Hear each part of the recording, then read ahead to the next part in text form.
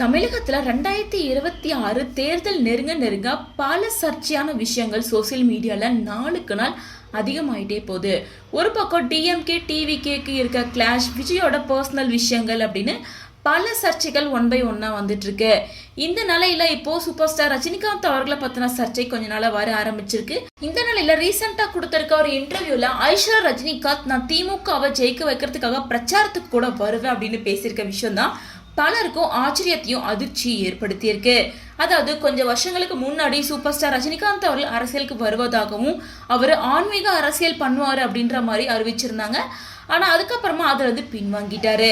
தன்னோட உடல்நிலை காரணம் காட்டி அவர் அரசியலுக்கு வரப்போறதில்ல, தன்னோட ரசிகர்களை பலிகாடு ஆக்க விரும்பல அப்படின்னு சொல்லி விளக்கம் கொடுத்திருந்தாரு.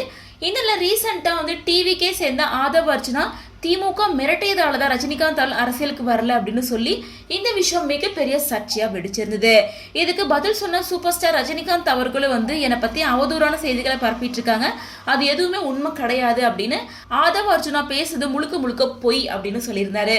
திரும்ப ஆதவ் அர்ஜுனாவும் கடைசியா அதுக்கு மன்னிப்பு கேட்டு ஒரு வீடியோ போஸ்ட் பண்ணியிருந்தாரு.